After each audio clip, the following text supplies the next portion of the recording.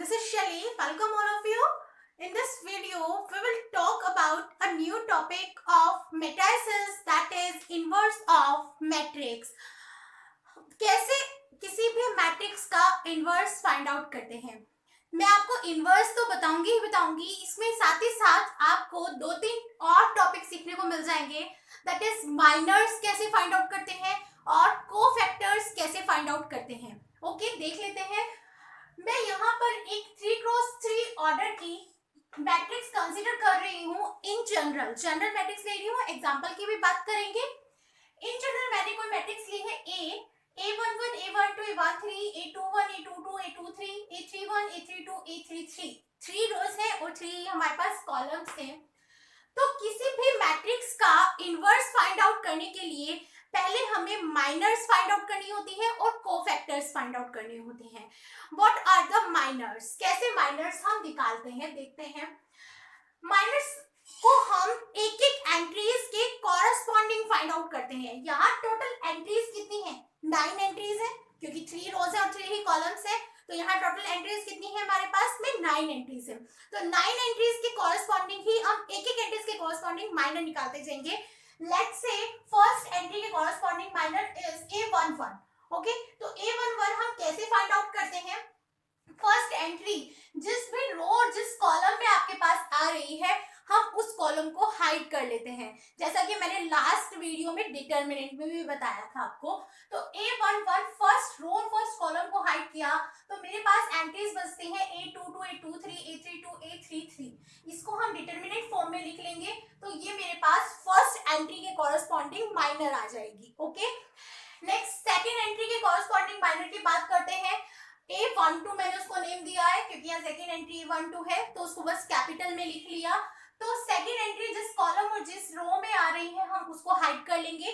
उसमें बाकी एंट्रीज कौन कौन सी बचती हैं? 21 A23 31 और A33, उनको भी ऐसे डिटरमिनेंट पे लिख लिया। तो सेम हम हर एक एंट्री के कॉरस्पॉन्डिंग ऐसे ही प्रोसीड करेंगे। A13 A21 A22 A23 A31 A32 और A33। टोटल हमारे पास 9 माइनर्स आ जाएंगी हर एक एंट्री के कॉरस्पॉन्डिंग। ओके, नेक्स्ट हम बात करते हैं कोफैक्टर्स। कोफैक्टर्स कैसे फाइंड आउट करते हैं? कोफैक्टर्स में कुछ भी नहीं है, जस्ट जो आपने माइनर्स निकाली है उनमें क्या करना है। जैसे सपोज दैट हम ले लेते हैं A11, तो A11 में आपको -1 की पावर जो ये बेसिस में लिखा है, जैसे ये 1 है तो इसको कर लेते हैं 1 + 1। मतलब अगर यहाँ समथिंग AIJ टाइप से आपके पास कुछ है तो हम -1 की पावर I + J कर लेते हैं, जो हमारे पास बेसिस में लिखा हुआ है एक्चुअल में। तो यहाँ A1 में तो -1 की पावर 1 + 1, बाकी जो माइनर है वो एज इट इज रहेगी। Okay, A22 A23 A32 and A33। Next similar, जैसे A12 लिया आपने तो यहाँ पे -1 की पावर 1 + 2 हो जाएगा। दैट इज यहाँ जैसे -1 की पावर कितना आएगा? 2, तो ये हमें क्या देगा? प्लस देगा। और यहाँ हमारे पास क्या आएगा? -1 की पावर 3 आएगा, तो ये हमें यहाँ माइनस देगा। ओके, तो इस तरीके से हम क्या करते हैं, हर एक एंट्री के corresponding similarly cofactors find out कर लेते हैं। ये भी टोटल हमारे पास कितने आएंगे? 9 ही आएंगे। यहाँ तक A33 तक ये भी टोटल 9 आ जाएंगे। पहले माइनस निकाला, फिर कोफैक्टर्स निकाल लिया। अब उसके बाद इंपॉर्टेंट वर्ड पर आते हैं। इंपॉर्टेंट क्या है? Now we will make a matrix B with the help of cofactors A। मतलब जितने भी हमने अभी कोफैक्टर्स निकाले हैं, हर एक एंट्री के कॉरस्पॉन्डिंग कोफैक्टर्स फाइंड आउट किया है, तो इन कोफैक्टर्स की हेल्प से हम एक नई मैट्रिक्स बनाएंगे। दैट इज हमने उसको नेम दिया B। ओके, तो हमने एक नई मैट्रिक्स B बनाएंगे। तो जो B बनाई है, अब अगर मैं B का ट्रांसपोज फाइंड आउट कर दूं, क्या निकाल ले हम उसका? ट्रांसपोज। और ट्रांसपोज को अगर आप पढ़ना चाहते हैं तो इससे लास्ट वाले लेक्चर को देखिएगा, लेक्चर 2 को। तो इसका ट्रांसपोज हमें निकालना है, तो B का अगर मैं ट्रांसपोज कर देती हूँ तो ये मेरे पास बन जाता है एडजॉइंट ऑफ A। ठीक है, तो इस तरीके से हम क्या निकालते हैं? एडजॉइंट निकाल लेते हैं। अब बात करनी थी हमें एक्चुअल में मैट्रिक्स के इनवर्स की, तो हमारे पास फॉर्मूला क्या होता है इनवर्स निकालने का? A inverse equal to 1 upon determinant A into adjoint A। Okay, 1 upon determinant A into adjoint A। तो डिटरमिनेंट हम निकालना जानते हैं किसी भी मैट्रिक्स का? एडजॉइंट मैंने आपको बताया कैसे फाइंड आउट करते हैं, कोफैक्टर्स की हेल्प से फाइंड आउट करते हैं। जो कोफैक्टर से मैट्रिक्स बनेगी उसका जस्ट ट्रांसपोज कर देते हैं तो वो हमारे पास में क्या आ जाता है, एडजॉइंट आ जाता है। ओके, तो एक नेक्स्ट एग्जांपल देख लेते हैं। यहाँ एग्जांपल कंसीडर किया है, late a equals to 3 - 3 4 2 - 3 4 0 - 1 3 cross 3 की मैट्रिक्स से आप यहाँ कोई भी ऑर्डर लेके वर्क कर सकते हैं। तो यहाँ हम सबसे पहले मैं डायरेक्ट कोफैक्टर्स फाइंड आउट कर रही हूँ क्योंकि माइनर्स और कोफैक्टर्स में ज्यादा डिफरेंस नहीं है, ठीक बहुत ज्यादा इजी है। तो यहाँ कोफैक्टर्स निकाल लेंगे।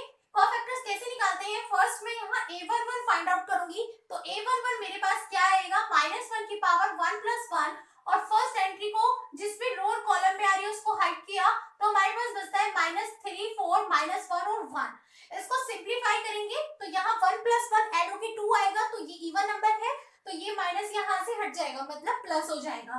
तो इनको क्रॉस मल्टीप्लाई करेंगे, 2 क्रॉस 2 के डिटरमिनेंट में जस्ट क्रॉस मल्टीप्लाई कर देते हैं।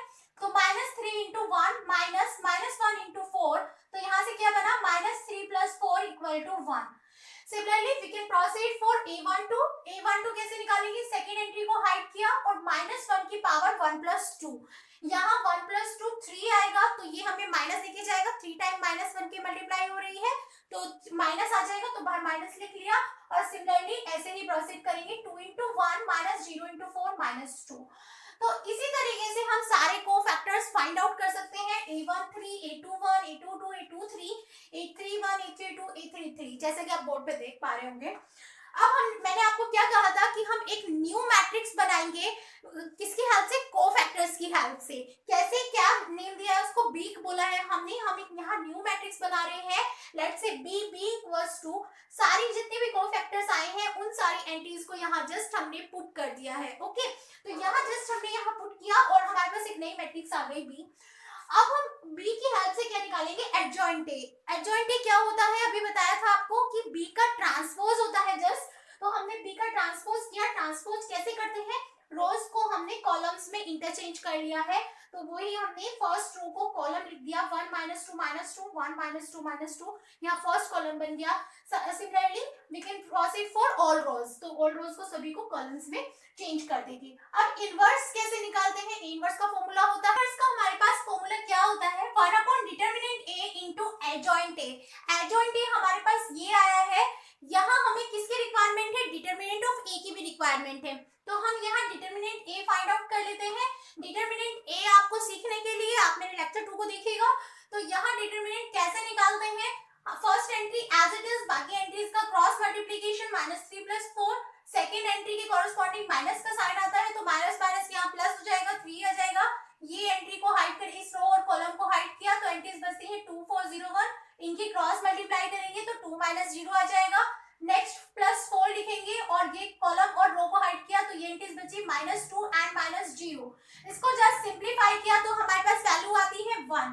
तो a inverse equals to just फॉर्मूले में हम पुट करेंगे क्या, 1/डिटरमिनेंट a 1/1 और एडजॉइंट a की वैल्यू हमारे पास ये आई है तो एडजॉइंट a में ये पुट किया तो फाइनली जो a इनवर्स निकल के आता है वो ये होता है। वन मोर हमारे पास एक और रिजल्ट होता है क्या, a inverse equals to into a equals to identity और a इनटू a इनवर्स, मतलब हम यहाँ से कह सकते हैं a inverse a equals to i और या फिर a इनवर्स किसी भी a इनवर्स की मल्टीप्लाई किसी मैट्रिक्स में की जाती है तो वो आइडेंटिटी बन जाता है। ओके, यहाँ हम a इनवर्स निकालने का एक और तरीका बढ़ेंगे। यहाँ मैंने एग्जांपल कंसीडर किया है, calculate the inverse of the matrix 2 cross 2 order की मैट्रिक्स ली है मैंने। Let's say a equals to 1 2 5 7 2 cross 2 order की मैट्रिक्स है।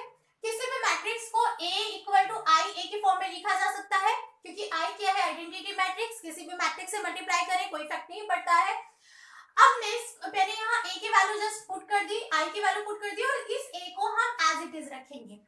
क्यों रखेंगे, क्योंकि अब हम इसको यहाँ कन्वर्ट करेंगे किस फॉर्म में, i equal to a inverse into a की मैट्रिक्स की फॉर्म में हम इसको क्या करेंगे, कन्वर्ट कर देंगे।